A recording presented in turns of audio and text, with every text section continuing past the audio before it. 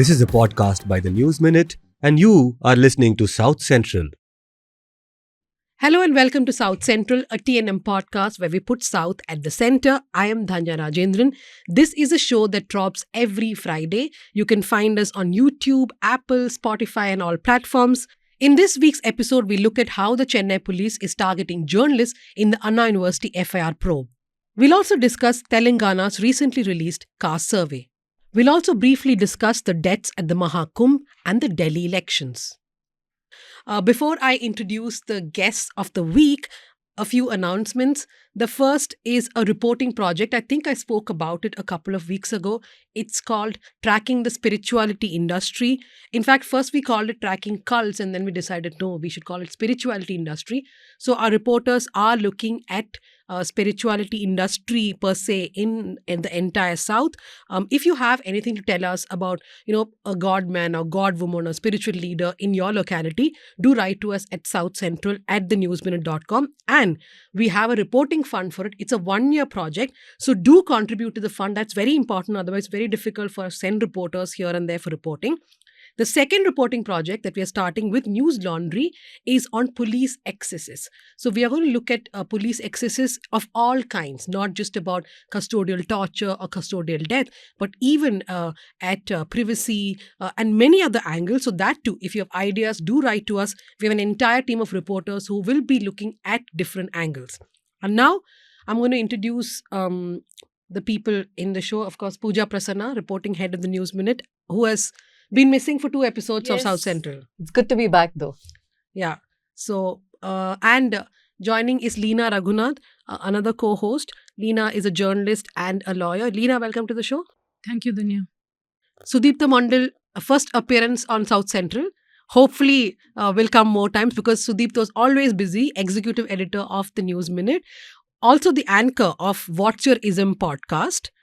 Now, joining us from Delhi is the most patient person I know on this planet. I'll tell you the reason why. That is Manisha Pande. Manisha, welcome to the show. Hi. Manisha, the managing editor of Newslaundry. The reason why I call her the most patient person is because every week she actually watches news television, something that I cannot do at all. I mean, I worked in news television for 8 to 10 years. I feel like my sins are over and I don't have to watch again. I don't even have cable TV at home. But I feel like Manisha does that for all of us. And the only time I watch news is when I tune into Newsins on Saturday and I watch Manisha telling us what's happening. Thank you, Manisha, for doing that really difficult job. So happy to be here and debut on this fabulous news show of the News Minute. Thank you. And joining us from Hyderabad is our Telangana Bureau Chief, Jahnavi Reddy. Another patient person, but not because she watches TV, generally in life. Right, Jahnavi? Hello. Yeah. Okay. So we'll go to the headlines. Pooja is always caught napping when we go to the headlines. It's only then she will switch on the laptop slowly. I always think I have more time and then suddenly she'll spring it on me. Kerala High Court orders to raise down Kochi's Army Tars residential complex. This is 5 years after that mammoth Maradu. Yeah. Two residential complexes were raised. I don't know if you remember those visuals, right? The two buildings. I was there reporting, when the 2 Maradu plots came down. It was quite a sight, This one is because of dilapidation, as in the construction was so poor, and I think it's for army veterans and widows, right? Yeah. Still, the construction was so poor, now that it has to be brought down. Telugu states get record allocation for railway projects, says Ashwini Vaishnav. Now, Andhra has gotten quite a bit. Apparently, he's compared the allocation to Andhra to the entire, railway lines of Sri Lanka. He says that's how much Andhra alone, one state, has gotten. But there has been a lot of complaints. The 4 southern states, Andhra hasn't spoken up, but the 4 southern states have been complaining that this budget gave nothing. In fact, my Let Me Explain is on this, why the southern states are complaining against the budget. That comes on Saturday, so do make sure you catch that. Karnataka government still indecisive on hijab ban in educational institutions. This is, of course, 1.5 years after Siddaramaiah government came to power. Just before the elections, in an interview he'd given me, he'd said that this is one of the first things they'll do. But typical Congress, they say one thing when they're in the opposition, they come to power, and the left and the right factions within the party kind of fight, clash against each other. and all the Hindutva projects continue as is. Yeah, and not only this, right? We wrote a whole like a whole series on how the anti-conversion bill has not been taken back. In fact, I think Shivani did a story about how people are not able to register marriages properly because there's a lot of stuff being asked. And Anisha wrote about how there are cases being filed under the anti-conversion law after the Congress came to power. But It takes me back, in fact, to the case of Naveen Surinjay's arrest. So the journalist Naveen Surinjay was arrested on false grounds, saying that he was part of a mob that attacked a group of young boys and girls who were celebrating a birthday party. a Fact of- Hindutva mob that A is. Hindutva mob which thought that celebrating a birthday party is not Indian culture or whatever. And Naveen was the person with his camera person on the ground to capture the visual of the attack and, capture the faces of the attackers and things like that. But the BJP government at that point mixed him along with the attackers and on purpose listed him as an accused. So he was in prison for 6 months and all of that. It took almost a year for the Siddaramaiah government after coming to power to drop the case against Naveen. And I somehow, I don't know, Pooja, you have been following Siddaramaiah's career for a long time. And of course, he as a person might not have been communal. He might not have ever given any kind of divisive statements and things like that. But his leadership has always left this one gap, which is that he speaks all this secular rhetoric, but when it comes to the government's policies, they always seem to fall short. That's true. Opposing UGC's draft regulations, ministers from 7 states to attend national conclave in Bengaluru tomorrow. One thing we can give credit to Congress because they've actually put this in action. So starting 8th of February, there's a conclave that will be held in Bengaluru where ministers from opposition states will come and they will put together a document, a kind of unified opposition to UGC.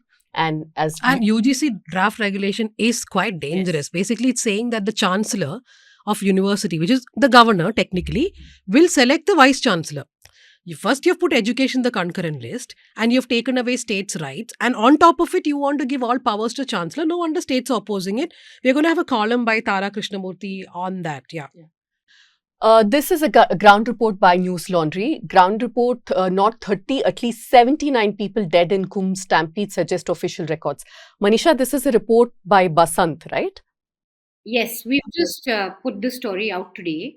Basant is on the ground in Prayagraj, and it has been very difficult to get the administration to, open up about how many deaths. And so much so that, when we're meeting people there also, relatives who've come to, either they're looking for missing loved ones or they know that, they have a relative who's died.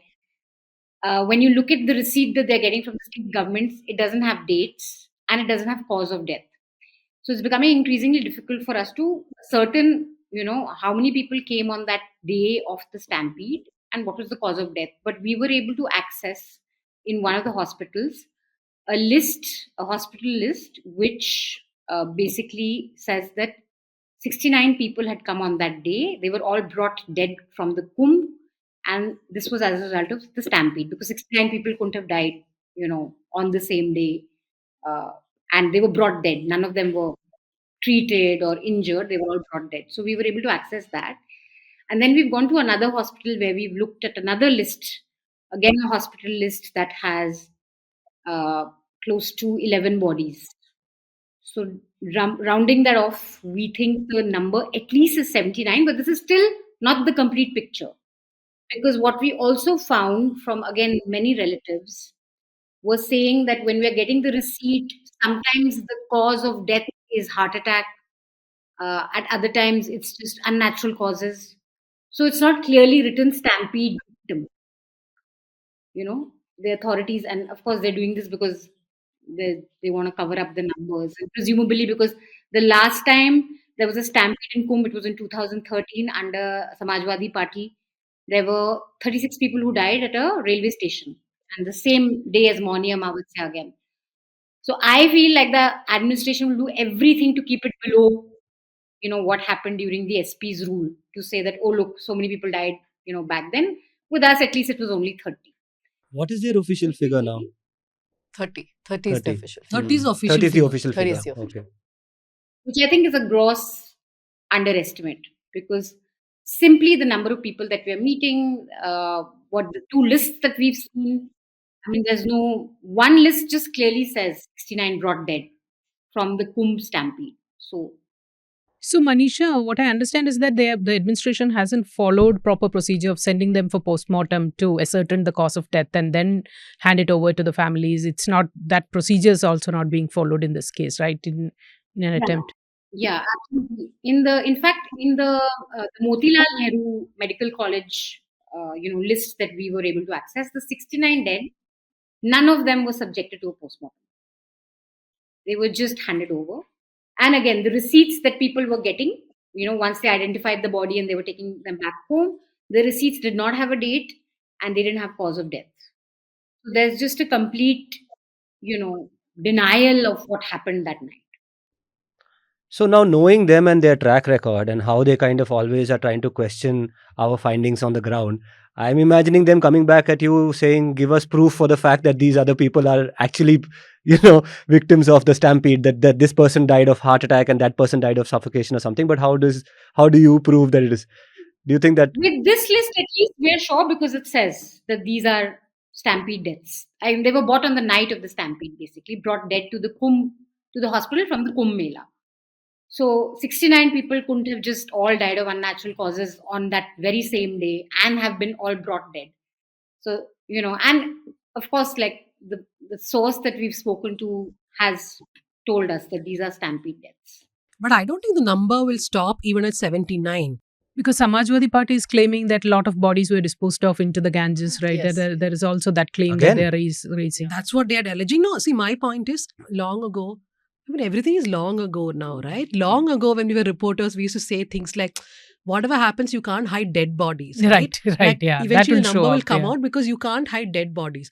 But I think after COVID, I've somehow left that hope that we can actually count dead bodies and understand.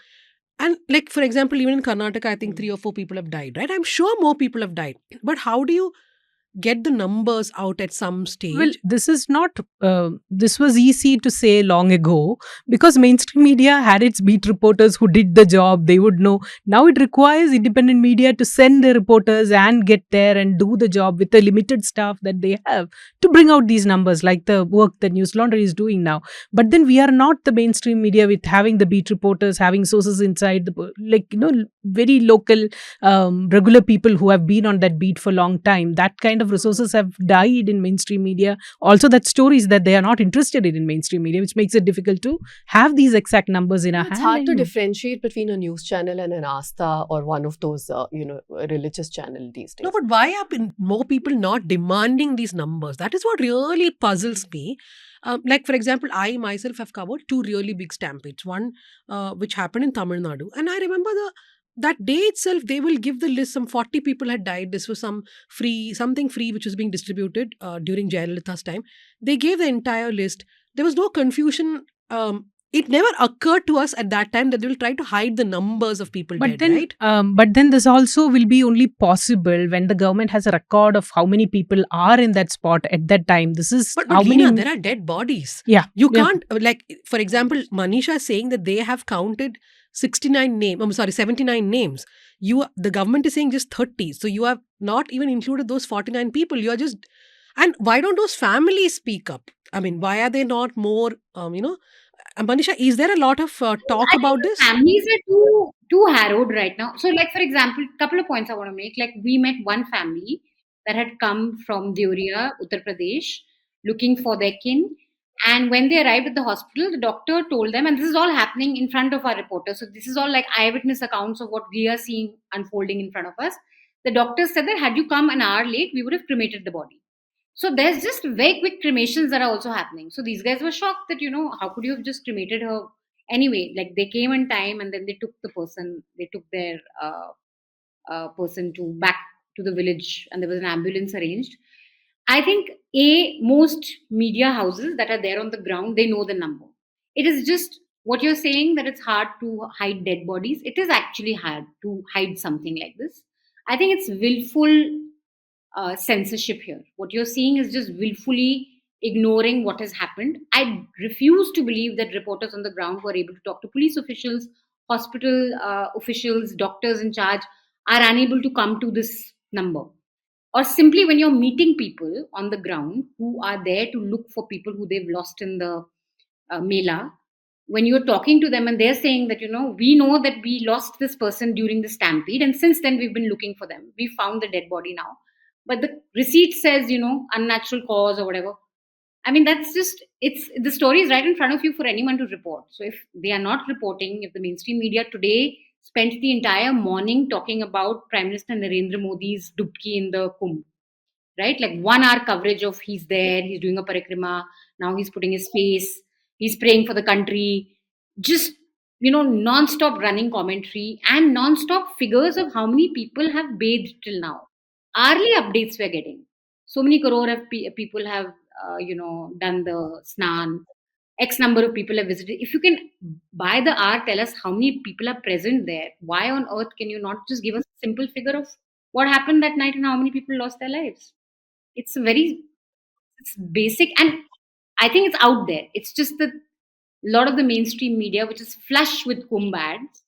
The other thing that you'll see across, mainstream news is a complete bombardment of UP government ads on the Kumbh. So you're just tired. You can't report on what's happened. Oh, and that's one reason that you can, right? Because from the beginning you have said no ads.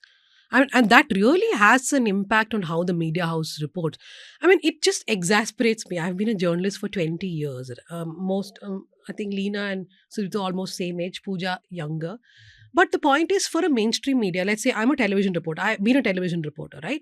If I am at the Kumbh and I am standing outside a morgue, I have to be given instructions specifically not to say any numbers, which means that instructions trickling down from the editor to the newsroom to the reporter, everybody in the chain knows. Why is nobody rebelling? Why can't 5 reporters just decide that I'm going to say the numbers, let this job go? I mean, I don't understand. It infuriates me that the entire system is so compromised now.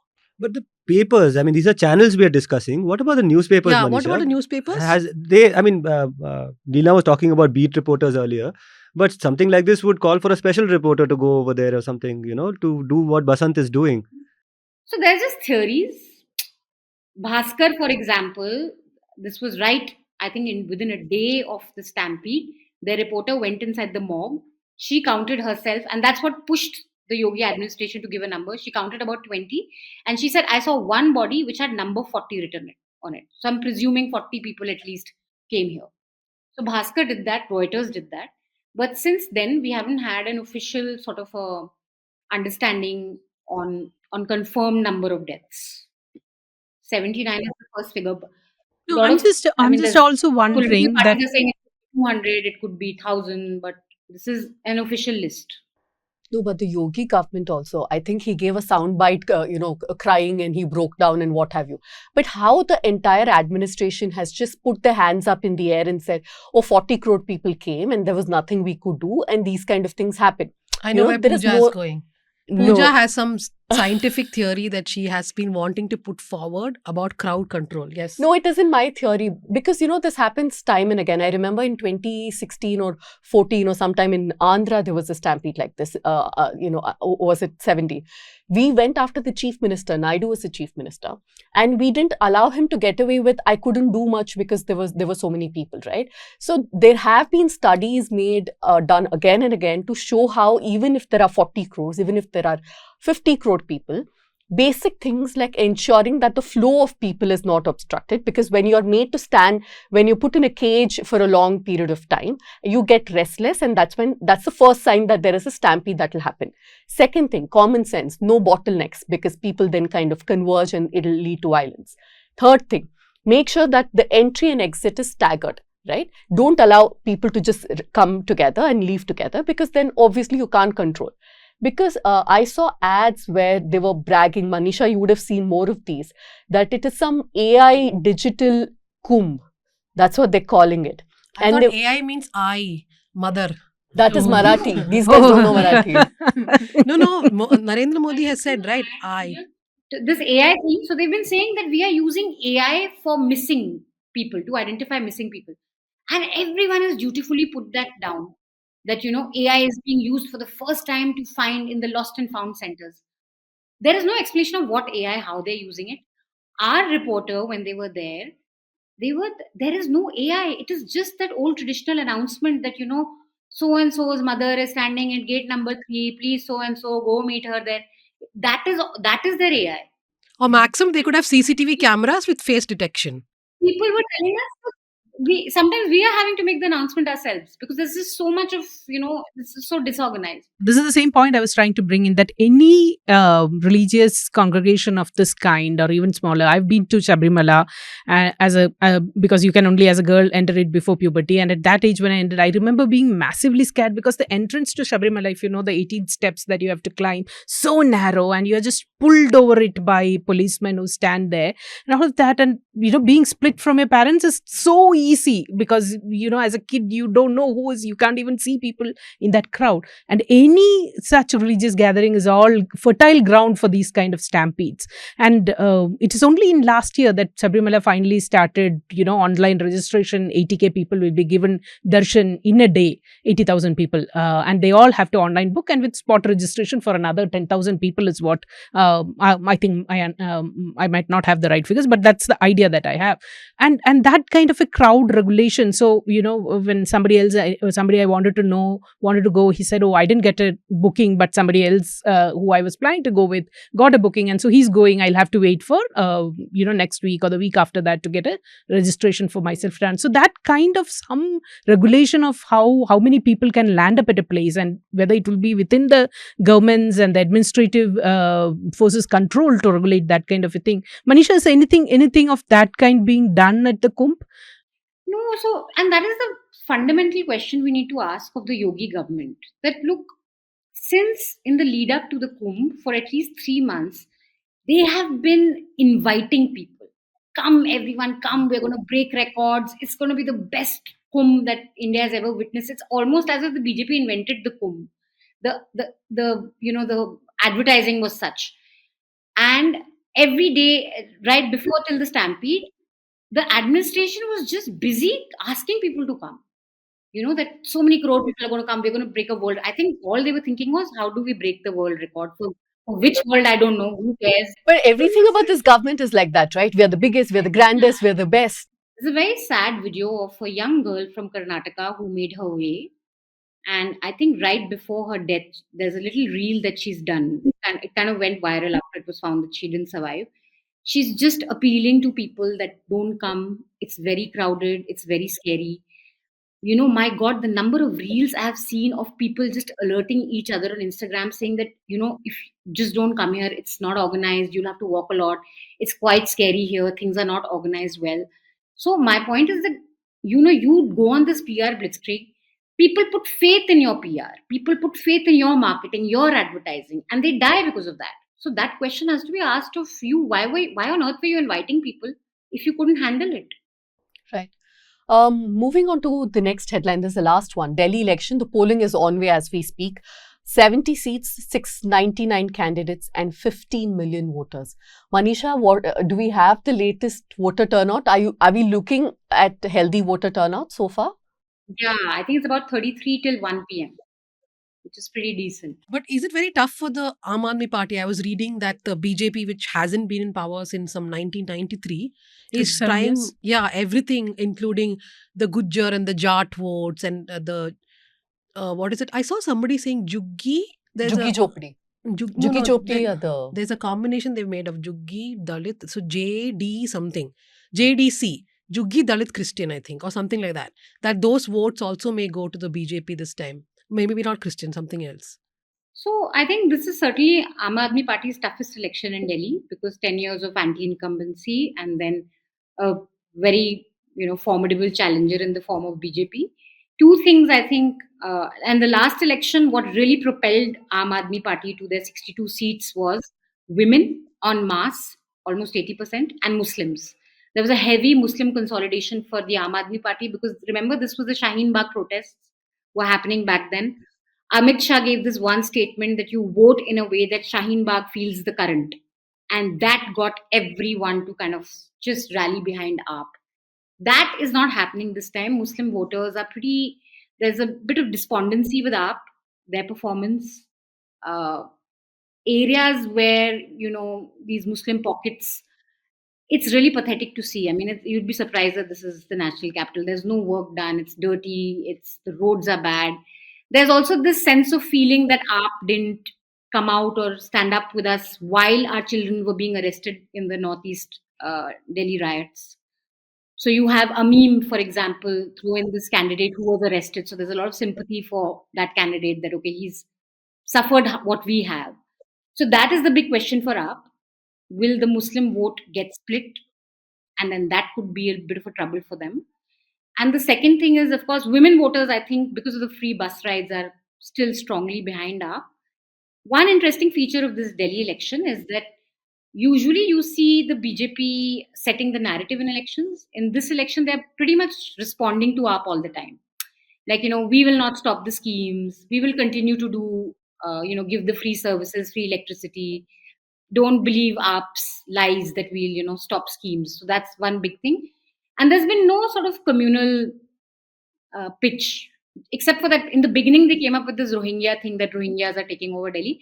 But by and large, they've stayed away from polarizing on religious lines. The polarizing in Delhi is happening on the class lines, where even if the BJP says that, we are not going to stop any of the free schemes, the BJP supporters are very anti-free schemes. So you hear the base go on and on about ये free में इनको मिलता है, free का खाते हैं, हमको बंद करना है. That there's a counter polarization then with the Juggis who feel that, dude, we have nothing right now. We need this. We won't be able to survive. So I think there's that messaging that even if the BJP top brass doesn't give, their own base is driving home that point, which I think. No, but that was started by the Prime Minister Yeah. because he only said, right, Revadis. I find this ironic. In the Lok Sabha election and in the Delhi election, it's the BJP which has to combat fake news. Remember during the Lok Sabha election, this whole thing spread that they will remove reservation. And Narendra They Modi and changed the Amit Shah constitution. were just responding to that, saying we are not going to amend the constitution. We will not remove reservation. In Delhi, they are responding to this. But I also want to know the perception battle, right?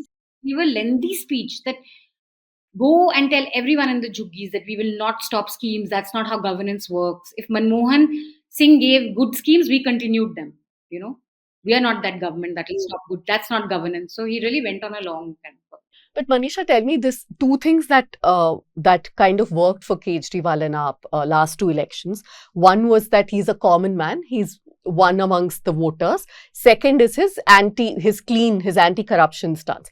Both of which the BJP and the mainstream media have kind of actively chipped away, right? That Kaleen nonsense that we saw, the 20 lakh rupee cup. Sheesh Mahal and Kaleen, two things. And the corruption charges.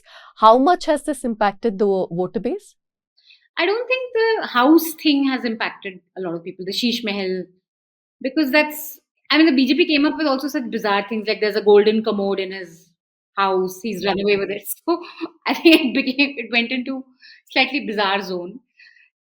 So I don't think that has impacted them much. But corruption, yes. There is doubt among people now that has he been involved in something? Have they taken kickbacks for this liquor scam? But I think the real anger is work, the civic work. The fact that roads are dug up, the fact that there's garbage everywhere, water, like really bad water. We have so many video reports have come to us, and I just feel sad that, my God, I've never seen Delhi look so bad. So, AAP of course says it's because the LG doesn't let us work, and we have no control over anything. But they do have the MCD with them. So, to me, if the BJP had fought a very focused campaign on just kachra and bad roads, they would have had a better chance. They would have had a much better chance. They have a good chance now. I realized this recently because we were interviewing the Jasmine Shah of Aam Aadmi Party. The bureaucrats in Delhi report to the LG. So a lot of things don't get done. They just don't listen to the chief minister or any of the ministers. Yeah. Any other thoughts, Sudipto and Leena, on the Delhi elections? What is it, Sudipto? No thoughts about Delhi election? No, the Aam Aadmi Party, though, yeah, it is. What did you call it earlier? I call them BJP light. I have no sympathy because look at Shaheen Bagh. The Muslims voted for them, but look at what a stand they'd taken at the time, right? During the anti-CA protests, and how they went after Muslims, calling them Rohingya, like as though it's a slur. But be that as may, so I don't feel bad if they're beaten with that stick at all. No, one of the reasons why, Manisha, I'm just here saying that one of the reasons why they didn't fight this on religious lines is that if they take out any of those cuts, Kejriwal could come out and do it better. He'll then Yeah, start he'll off his chant Hanuman aartis Chalisa. and Hanuman Chalisa. AAP came out with a circular that go check in every school if there are Rohingyas studying there. Oh my God. Yeah. So they will just they will double down on any. No, that bubble, the fact that it has burst, at least in the liberal psyche, is for me a great thing. Because here's a party that came and said, oh, to hell with the politics, to hell with ideology, let's focus on infrastructure, let's focus on governance, let's all, do all these, Anti-corruption. anti-corruption and all of that. And the fact that that has burst now, and now we are left with what? Just one, the other saffron party. Hey, One I amongst think that's the a bit many. cruel to Aam Aadmi Party. I don't think they're a saffron party though. It's a moderate Hindutva party. No, I don't think so. I think they're a light saffron party, which no, is... I don't agree with Pooja at all. I think what they do is they don't react to certain things because they feel that will bring more attention to. So they just prefer to keep quiet and always talk about infrastructure, education, But Dhanya, health. I asked Jasmine Shah the same question. When the other person is demonizing a Muslim community or Dalits, you can't say we'll talk about education and health. That is not the But answer that is to also that. one strategy, right? It hasn't worked. Like the because Congress recently told Samajwadi Party not to take up an issue in parliament because it will give the stick to the BJP. Because the moment you take up communalization as an issue, the only party that actually makes hay out of has any brownies out of it is the BJP. But they're doing it irrespective. The mainstream media is with them. They're setting the narrative. So who's going to reassure the communities that we are with you? No, I'm Right. not saying it's right or wrong. I'm saying it's strategy, but I don't think calling them It's a saffron shitty parties strategy. right. You know what? When they started talking, when they Unparliamentary started word used. deflecting from the I communal, just said shitty. no, I what didn't say makes worse. them saffron communal or collaborators in the saffron project is their silence itself. Yes. Exactly. The silence makes them a collaborator in that entire project, and that is why I think they're complicit. No, silence is a strategy. That's what I'm saying. I think one will also have to see AAP in another state to really know what they stand for. Because Delhi it's like a glorified municipality in that sense. Like When they stand in another state, then we'll see. No, there's no other state in which they're standing. They They're are in in the Punjab. government in Punjab, right? Oh yeah. Oh sorry. I mean, there's no Hindutva there, so they don't have to challenge anything on that. But maybe like if they make a pitch in Uttar Pradesh, they make a pitch in Madhya Pradesh, Gujarat, they did not want to respond on the question of Bilkis. Exactly. See, you don't have to win an election to see what they'll do.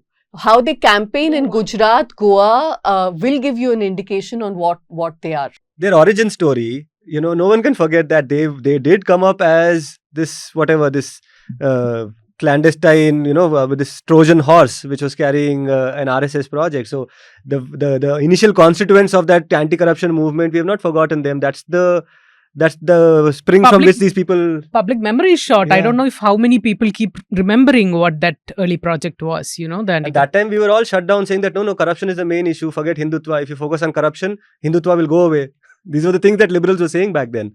My last 2 cents on this. The only interesting thing I found was Anna Hazare resurfaced, the ostrich that he came up and he said he's very disappointed with his protege, Arvind Kejriwal, because there's no corruption last 10 years, right? So, yeah. Okay, so to the audience of South Central, they must be wondering where are those two main topics. We just decided to take a small deviation because we have the most patient person in India joining us this week. That's why we decided to discuss the Kumbh and Delhi elections a bit. Now we'll go on to our first main topic, which is from Tamil Nadu. So on the 23rd of December, a student of the Anna University was raped in the premises of the university. It became a huge issue considering that Anna University is at the heart of Chennai and this rape happened there. Now, 2 days after the rape, the man responsible for it was arrested. What also simultaneously happened was that the blame was being assigned on the media, saying that how did you get details of the FIR? Which means you have leaked. The word which was continuously being used is the media has leaked the FIR. Now, an SIT has been formed in Tamil Nadu to investigate two things. One is the rape itself, and second is how did the media get the FIR. The SIT has called almost 17 journalists for questioning. They've summoned 17 journalists for questioning. We got that questionnaire, which they've given to journalists. It has random stuff like who's your family, who are your friends, your neighbors, relatives, what foreign trip did you go for, who accompanied you on your foreign trip, what is your salary, what is your direct and indirect income, and also other things like did you get money from anyone, right? So apart from all this, the police have also been seizing the phones of these reporters, which is when the reporters have gone to court. The Chennai Press Club is supporting them. The Hindu has written a scathing editorial. Hindu's editorial holds a lot of weight in Tamil Nadu, right? So there's been a lot of criticism. But the police, I feel, are a law unto themselves. And like we have said in a previous South Central, we discussed this story actually. Downloading an FIR in itself is not a crime. Justice Madan Lokur, who wrote the Supreme Court deadlines, it seems, who wrote the Supreme Court guidelines on how to report on rape, told us in an interview that, look, if the police have uploaded the FIR on the website and reporters have downloaded it, that itself is not a crime. It becomes a crime if a reporter gave away the detail of the rape victim. Though there are allegations that some media reported the name, nobody has been able to find any proof of this. That also seems like just an allegation. So I find what the Tamil Nadu police, the Chennai police is doing is extremely dangerous, especially taking the mobile phones of reporters. But this is not the first case of this happening, right? We know that this has been a practice. Even in Kerala in the last year, I think the High Court came and said that you cannot seize.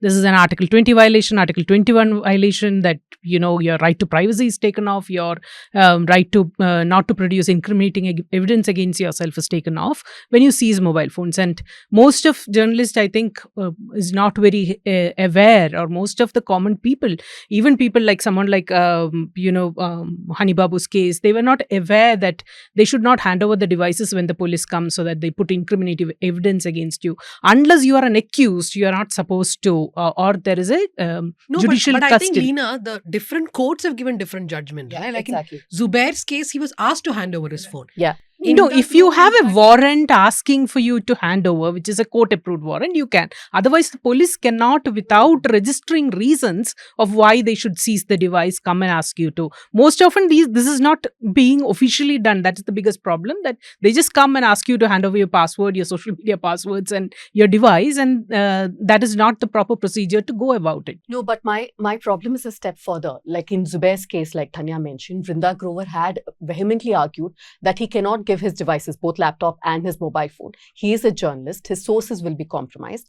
But the court ruled against it and said you have to submit. And this puts so many people at risk, right? Especially when you're dealing with somebody like Zubair, who gets hate, who gets threats day in and day out. It puts his family, the people he works with. Even in Paranjay Guha Thakurta's case, which was in October 3rd, 2023, I have like a list of 6 or 7, and this took exactly 5 or 10 minutes to put together. So there is, Kerala High Court last December was the most vocal, but in the past we've seen that courts have sided with the police, right? That is because the Supreme Court itself, in this Foundation of Media Professionals case, they are yet to come out with a verdict in that case, right, where it has been filed and court has asked for guidelines to be framed on what cases and what basis you will seize journalist devices. Of course, it's the whole sources and all the kind of official communications that a journalist have. They have a right to not hand over the devices unless they are accused in that, which in case the police will have to go to court and seize whatever devices that they have. No, I get the legal point, and that's very important. And what the fact that the courts have been ambivalent on this question, but I'm also wondering about the ambivalence of the political establishment in Tamil Nadu. Now, here we think that there is a progressive government, which is supposedly pro-human rights, pro-journalism, pro-free speech. And it is on these counts that they take on the union government and the BJP and things like that. For a DMK government to be in power over there, even the Kerala example that you gave, right? For it me, is the PSC data leak case that, journalist phones will, they expose the whole data leak of candidates.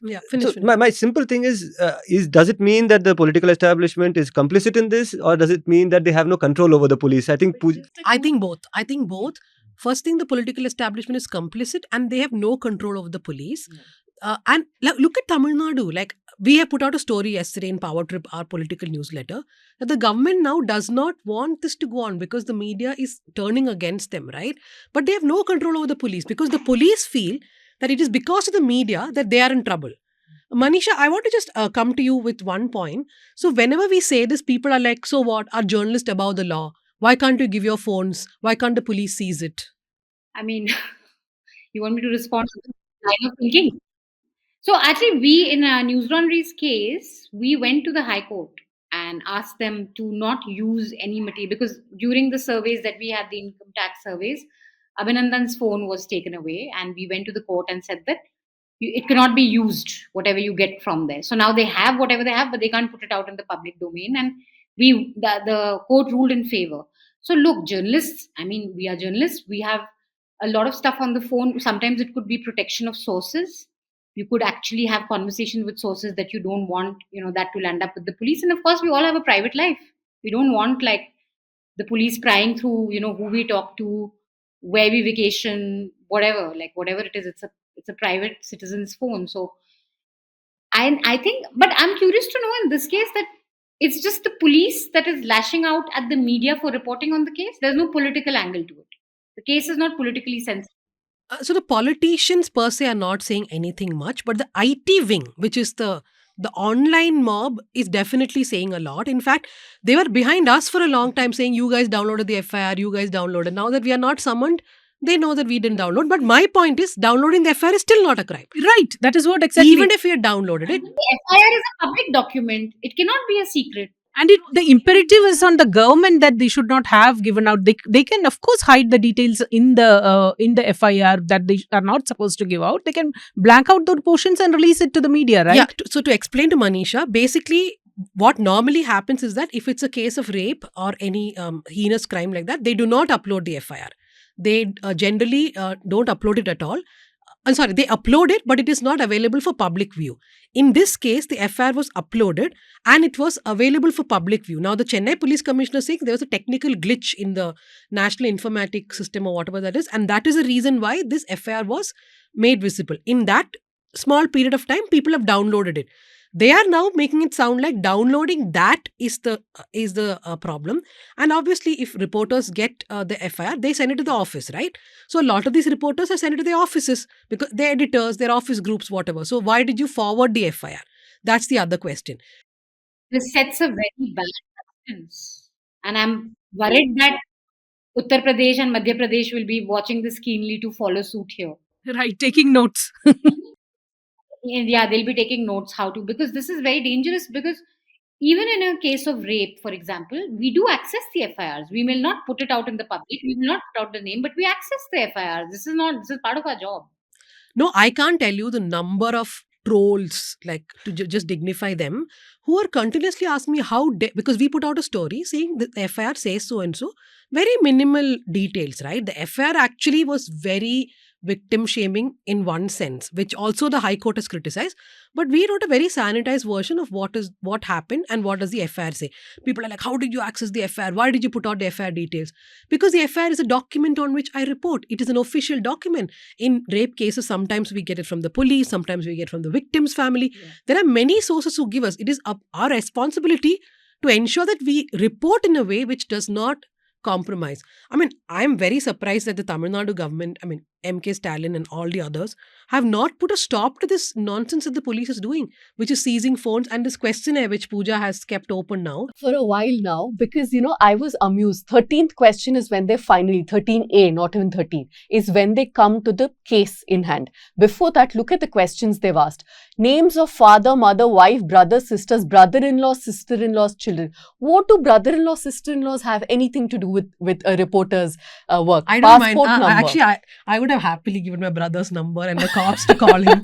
But this is so silly. That question I went on and on. The foreign travel one. Have you seen that? Yeah. One? Details of occupation in the last 20 years. And source of income. 20 years. They want to know what you did.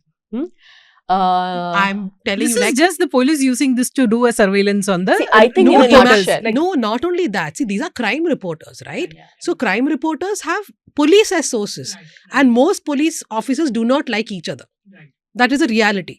Therefore, you take a crime reporter's phone, you will understand who his source is. Then you'll screw his happiness. It also is a sign of how they've lost fear of the media, and I don't think that's a good situation to be in, because when I was doing crime reporting, we made sure that the cops had a healthy fear of us, not just respect, fear. Because fear of what? Fear of the fact that the cops are always up to some do number, always. Okay, even if there's a jewelry recovery, we know that 20% of it has gone somewhere else. Okay, so these tough questions were always part of our approach towards the police. At least the cohort that I worked with back then.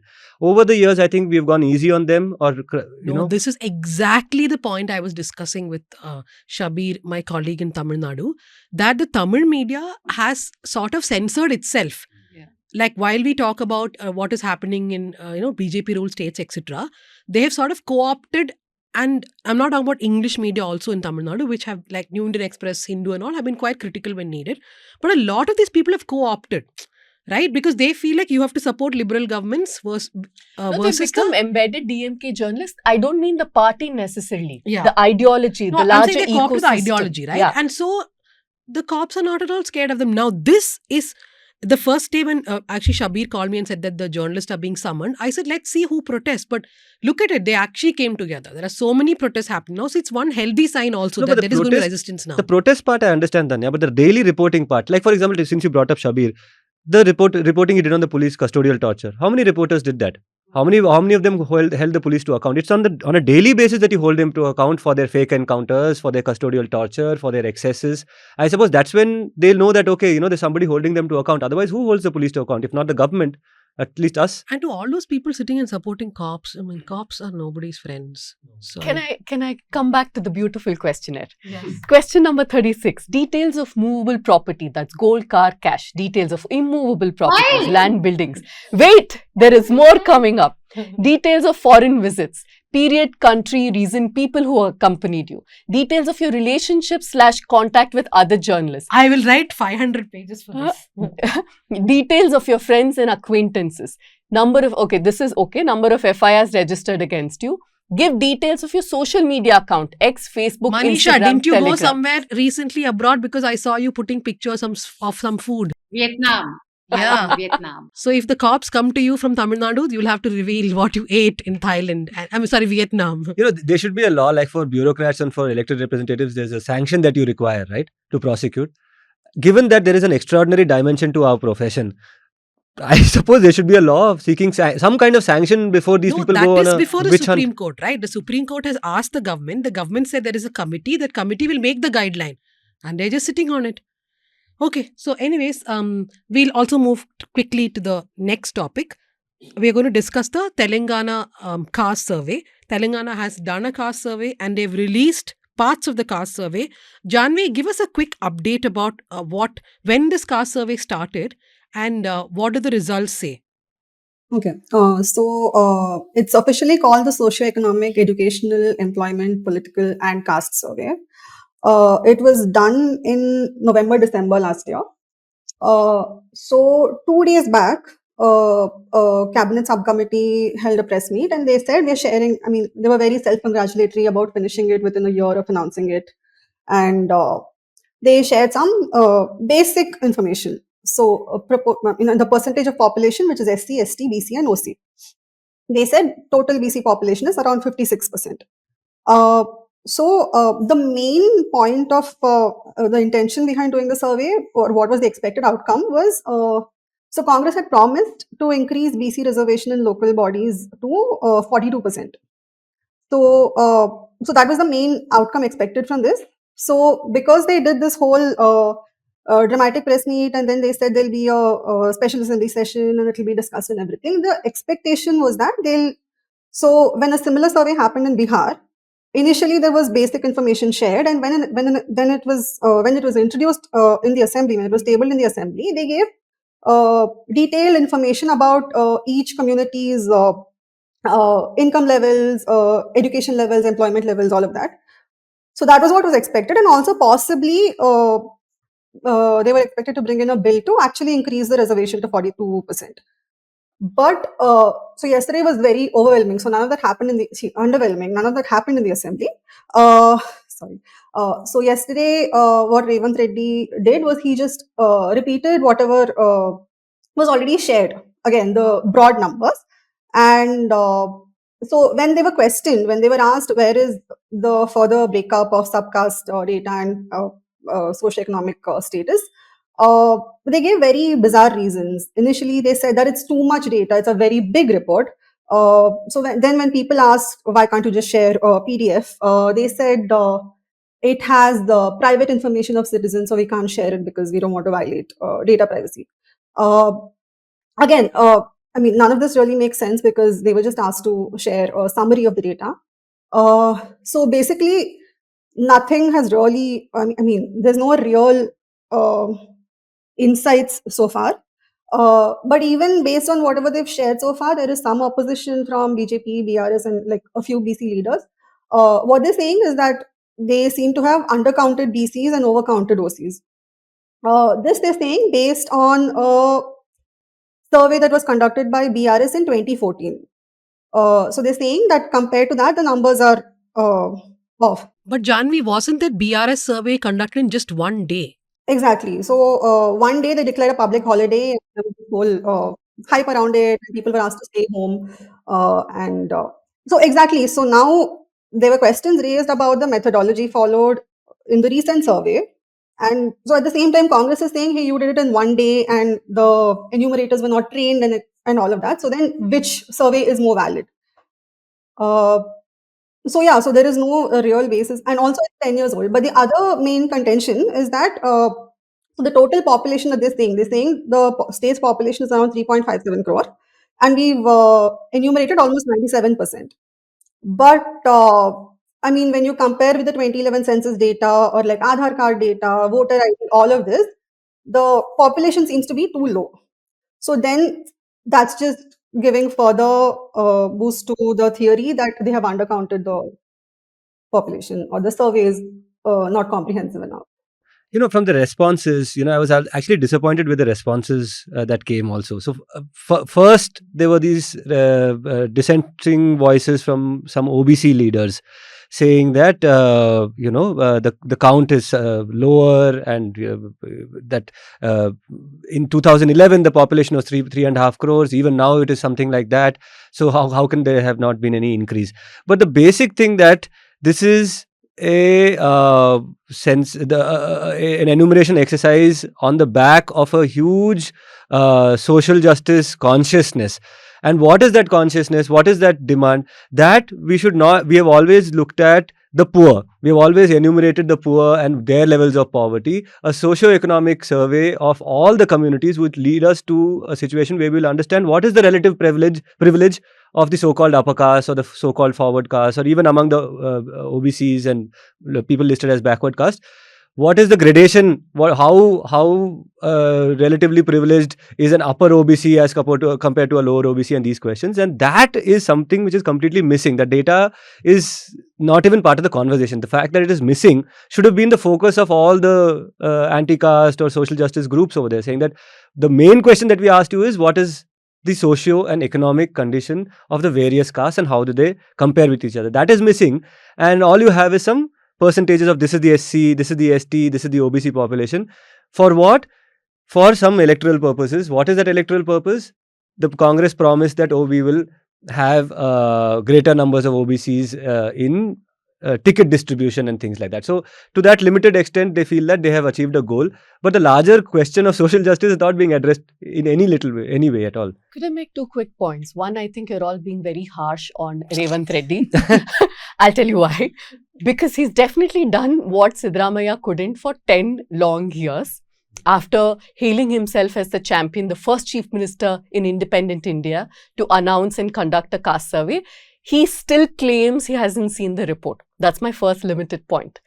My Very second limited that is. Yes, I can rant for an hour on that. But my second point is, Yogendra Yadav, somebody Sudipto has a lot to say about, but he called a caste survey an X-ray, right? And he said, just like you cannot give medication, you cannot prescribe anything without doing an X-ray and finding out what the actual problem is. Giving affirmative action without a caste survey is useless. So, for those who are not familiar, it isn't just counting, oh, this person belongs to this caste. It also is supposed to map the socio-economic, educational position of each of those castes. Has that been done, Sudipto and Jahnavi? Jahnavi, that's been done, right, Jahnavi? Yeah, and So they claim because No, they but haven't Sudipto, the shared the government data. is saying they have the data. They are saying we don't want to put it in public, right? So then we have to see how they look at the creamy layer, etc. Yeah. Yes, but the entire point was to put it in the public domain so that there's public discussion, so that there's awareness about these things which have otherwise been talked about only in rhetorical terms. When we say, oh, upper castes are privileged, oh, this particular caste does not belong in the BC list, or this particular caste which is in the BC list should actually be in the SC list, or this particular caste which is in the SC list should be moved to the BC list. These are questions which have been taking up a lot of space in the conversation around affirmative action. And for that is exactly why we need the data. And if they're not going to share that data, then what's the point of conducting this survey? You know, one annoying thing I hear a lot of privileged caste people talk about, oh, I have that one friend, he has 3 cars, but he gets quota. This is why, you know, it answers that stupid question once and for all. Absolutely. Jahnavi, but is there an indication that they will release that data like Bihar did? They were very evasive. So I don't think it's much better than Karnataka, whatever they've done, because this is practically nothing. Hey, you know the I am percentages. going to cry if you say that. You know the percentages. Karnataka doesn't even know I the had to percentages. go to a minister for a leak to get the numbers. Like with Bihar, they have told us that in general category, Bhumihars are the most poor and Castes are the least poor. Like that level of data they have released in the assembly, which is what was expected in Telangana. And I mean, what are we supposed to do with this? I mean, unless even to increase BC reservations. Sorry. Yeah, no, just the point that firstly, I mean, it is Siddaramaiah here, it is Reddy over there, but it's Congress in the end of the day. Okay, and the Congress had this ball in its court for decades. Okay, that's one thing. Yeah, the second point I forgot. No, I don't understand why does the Congress announce this if Rahul Gandhi has made this a pitch all over the country, right? Caste census will be done. Yeah. Even in the 2 states that they are in power, and that too very comfortably. They're so scared of the equations within their parties itself, right? Like here the Vokkaligas and the Lingayats, there is the Reddys. When there's Manisha, not just that, actually, even within the SC group in Karnataka, there's SC left, SC right. The SC right has been fighting release of this. Actually, the Vokkaligas and Lingayats have been walking away with the blame or credit depending on where you're looking at it. But the real power are the SC right leaders who have not allowed this to be even tabled in the assembly so far. And if they have tabled this half report in the assembly and gotten away with it, I don't think any other forum or any other place can exert that pressure on them to release it now from here on forward, unless there's a court order or something like that. But they've Pooja's managed to take the assembly optimistic. for a ride. Listen, let me have some hope. Give me hope. Manisha, was caste census a conversation in Delhi election or any of the recent state elections you covered? Because Manisha's always covering elections. No, Delhi, no. In fact, so there are 2 aspects to this, I feel. One is the political aspect of it, and one is the public policy aspect of it. And public policy is what I think Sudipto is talking about, where you really try and understand what is in your society to then go about forming your, public policy initiatives to sort of at least understand what's happening. Like right now, we have no idea. The same reason why we wanted to do this in newsrooms. We know that there aren't enough people from scheduled caste communities, scheduled tribe communities, but we don't even know what the shortage looks like right now. Or what the excess that is looks like. Yeah. So, and so that's the public policy angle of it. And I wish we had enough public spirited debates on this, academics looking into this, because I see that sorely missing. Approaching it from the point of view of really understanding what's in your society.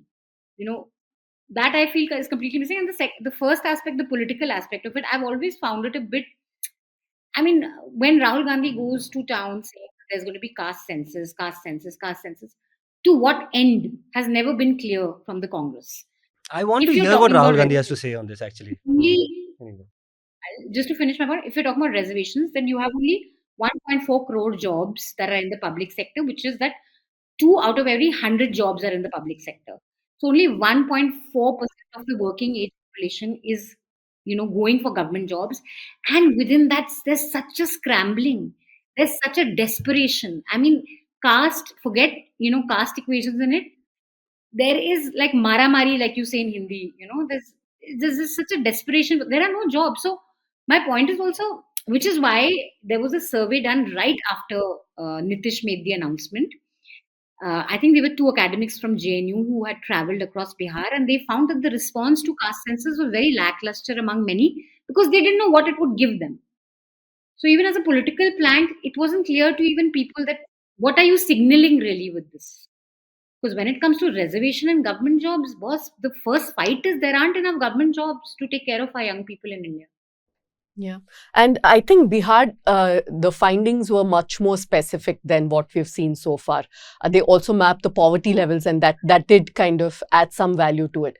But just to zoom out, right? Also, on the point of Rahul Gandhi, I don't hear him speaking about it anymore. Lok Sabha, he spoke about it. It didn't yield the kind of electoral results that he was hoping for. He abandoned that for the next cause. And this is exactly what the problem with Congress is. They can't stick on to one thing till it's done. But Sudipto, just to zoom out, the demand was that the Modi government holds a nationwide caste census, not a survey, caste census. So if you could explain the difference between the two, if there is, and why is that so important, instead of just states sporadically holding these?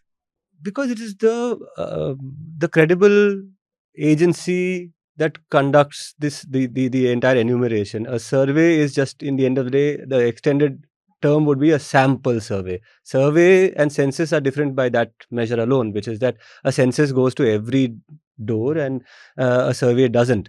So it's a more reliable number, and I suppose they have mustered all their troops to kind of go out and do this enumeration, the Telangana government. But there is a bunch of people whose job it is to do exactly this, who've been sitting since 2011. There's been no census, so that, I suppose, is the larger question. And the thing is, how the BJP still manages to sit pretty in every situation. In this situation, the fact that the opposition parties and the ruling party in Telangana are scrambling now, there are Mala groups and Madiga groups which have joined into the scramble to contest these findings and all of that, which puts the BJP in a nice situation in Delhi, where the basic question of, okay, fine, now the survey or whatever has come, we have some numbers, can we make policy on the basis of this? No, we cannot. Because there needs to be a constitutional amendment which the BJP, the union government, is sitting on, which it can continue to sit on as long as these people are scrambling among themselves. No, there are already demands to increase the ceiling from 50% in Telangana. In fact, one of the first reactions was that, right, Jahnavi? Yeah, they would have to, even for this 42% promise to be fulfilled. Yeah, there is no plan of action, like how they plan to achieve any of this. Like, do they want to bring in a legislation and ask for it to be included in the 9th schedule? Do they want to also, like, if this is to stand legal scrutiny, then they have to prove that their data, because the Bihar legislation did not, it was struck down by the Supreme Court because the court said your data isn't rigorous enough to prove that it's worth raising the 50% ceiling. Which is what brings me to the point that it is a political exercise to create an agenda. Now, the Congress has not done that also. This is not going to lead to any policy change. We knew that from the beginning, because it is all incumbent on the union government to do all of that. The Bihar government at least set a conversation. It established a conversation by throwing those numbers up. On the basis of that, you can have some politics, some discourse. What is this? This is some facile move to just say that, oh, we also did it. And did it how? It's a checklist. Okay. So we will end the second topic. I'll quickly read a few letters that's come to us. And I have to tell the audience that there was one letter which was Scathing. Very scathing, but I asked that person whether I can read it out, and he said, no, you will just make fun of me, don't read it. So unfortunately, all the other letters say good things. I'll read a few of them. Who's it for? You want to know? No, the person basically said that you are all recruiting people from only Ashoka University. Had very beautiful words for Sekri and Pande also. So, and of course said don't read it. Who did we have from Ashoka University? We don't have anybody from Ashoka. No, this is generally about our organizations and how we only recruit from Ashoka. I'm like, there's You don't even have from one. Ashoka. Yeah. Anyways. We can't afford people from Ashoka. They have loans to pay off. Yeah. Okay, Narasimha Srinivas says, going by the facts represented, the deafening silence of the powers that... This is on the Iron Age findings. Sorry. Yeah. Going by the facts presented, the deafening silence of the powers that be on the sensational findings in Tamil Nadu is really something to think about. Do they think that only areas that voted them count? our mainstream channels and print media also seem to be complicit, basically not covering the Iron Age discovery. Should we not expect Jaishankars, Nirmala Sitaramans or Chandrasekhars to say something, even if their top bosses do not care about the South? Okay. Pramod Biligiri is he's a subscriber who writes quite diligently to us and gives us a lot of feedback. He said, I'm really enjoying the South Central podcast. It feels great to have an Indian show where journalists sit and discuss important news topics without shouting at each other. Why am We can do that too. Or playing scary music in the background. That's why we have Pooja. I feel the topics seem to be leaning more towards legal issues. Your fault, Leena. Leena? Can you also cover issues related to public infrastructure, finance, public health, and invite experts like civil engineers, architects, chartered accountants, etc.? Sure, Pramod. Finance, we have spoken quite a bit. Yeah. Akshay S. Dinesh, who took recently a gift subscription, which you all can do. You can gift a subscription of Newslaundry and the News Minute to someone, and we have 50% discount for student subscription. So Akshay took a gift subscription recently. Thank you for that. He writes, media suing OpenAI is the most hypocritical thing. Journalism has always been about speaking to sources and putting together augmented analysis. This is what LLMs do. One could say that in media, sometimes there are courts where the sources get visibility, but it is the publishing houses that have benefited from journalism and have become gatekeepers of knowledge and visibility. So if media really wants to fight back, let them bring out stories from the forgotten and marginalized parts of the world. Sumant Kulkarni says, I can only be this honest. I love South Central, despite all the biases with things like the fact that it is a woman-dominant podcast. But we have male representation nowadays. Sudipto, put your hands up. Yeah. Last week's topic on AI was a great way for me to conclude creativity holds the most value, circling to Hindustan and the diversity contributing to a major chunk of the economy is at speak. My main request is to keep in mind that biases do exist and have all perspectives, including having a male perspective on a male issue. What are these male issues? The Atul Subhash suicide, So many people are Atul still... Subhash's discussion, and maybe to embrace the auntie-uncle behavior like Advinandan does. Sudipto, please become one of the core members should become one of the core members and add a lot of value to the caste and the male perspective. Sudipto. Huh? I will try. Male perspective. Male perspective, I will try. Yeah. No, did you give any male perspective this time? What is this? I think I shouted over somebody else, no? Yeah, did you mansplain? I think I might have, yeah. Yeah. Little mansplaining I'll do every time I come down. K. Valentina, dear Dhanya, good evening. Your podcast on death penalty was great with deep insights from Leena and other panelists. I request you to study the functioning of IC in our universities, which is the internal committee which looks into sexual harassment. In fact, Valentina, not just universities, I've been thinking of doing a story on political parties because I don't think most political parties in India have an IC. The CPIM claims to be a party which has it, but if you go and ask people in the party who are the IC members, nobody will know. Okay, so that's it with the letters for this week, but every week we'll read out your letters, your suggestions, but become a subscriber. The QR code is right on the screen. Become a subscriber, write to us. We will read out your letters. And of course, we'll invite a few subscribers to join episodes to be in the studio and talk to us. Recommendations, Manisha? So I'm watching a really fascinating show on Geo. I think it's an HBO production, if I'm not wrong. It's based on a Pulitzer-winning novel. It's called The Sympathizer. It's about this guy during the Vietnam War. He's with the Communist Party, but he's embedded in the South as a spy. And then he travels all the way to the US and comes back and then is put in a training camp. It's a really fun show. It's called The Sympathizer. Since I'm just came back from Vietnam, I'm quite interested in their history and their pop culture. Tamil Nadu police will ask, what did you watch after returning from foreign trip? Yeah. Pooja, what is your recommendation? So just so Dhanya doesn't think I only watch Netflix, I want to recommend a book which is kind of an intersection of the two topics that we covered, the Bhima Koregaon challenging caste, because I mean, one thing I didn't get to add was that the police, when they take our devices, can also plant stuff on it, which is what happened to a lot of people in Bhima Koregaon. The second one, because I am watching stuff on Netflix, is this very short limited series called Missing You. It's a British crime thriller, some 6 episodes or something, which means I can get back to work quickly. But it's great fun. No, the reason why she's saying this continuously is because in our edit meetings, people be so tired.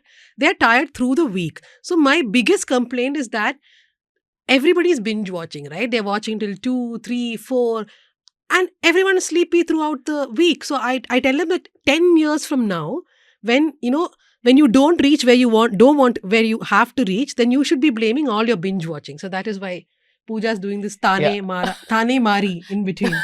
Tana Mari. Never mind. Okay. Thane My Bazi. God, Dhanya, you're such an exacting editor.